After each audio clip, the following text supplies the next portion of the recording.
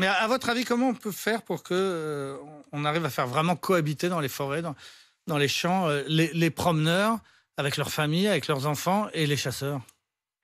Il faudrait déjà qu'il y ait, du respect des 2 côtés.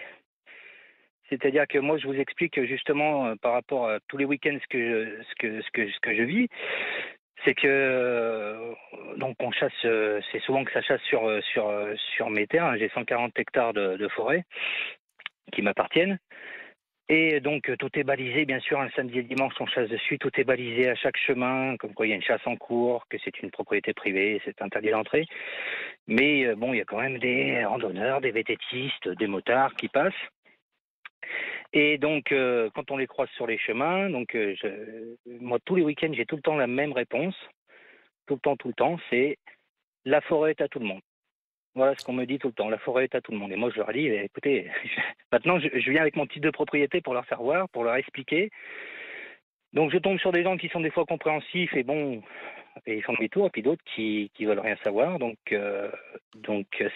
c'est un peu le problème. Le problème, c'est surtout la communication, je pense. Mais donc, vous, c'est particulier parce qu'effectivement, votre terrain vous appartient. Vous pourriez refuser l'accès aux promeneurs et réserver vos 140 hectares aux chasseurs. Bien sûr, je peux, dans la loi, je peux le faire. Je peux le faire.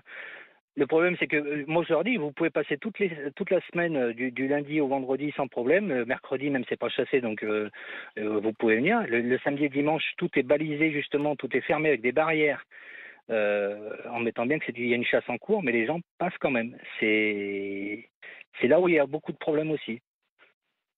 Oui.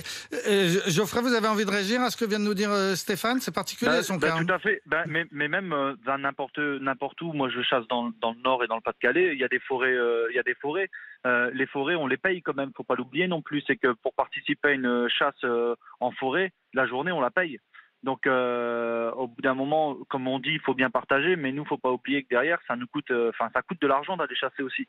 Donc si derrière on balise, on fait le maximum pour mettre les gens en sécurité et que derrière on nous répond oui mais la forêt est à tout le monde, ben je veux bien, mais nous derrière aussi on a engagé de l'argent et faut pas oublier que le gibier fait aussi beaucoup de dégâts derrière. Donc et on a des attentes aussi pour les chasseurs, de plus en plus d'attentes parce qu'il y a de plus en plus de gros gibier. Donc ça reste aussi compliqué. Compliqué. Les gens, comme a dit mon collègue, c'est que oui, les gens maintenant, ils veulent plus dialoguer.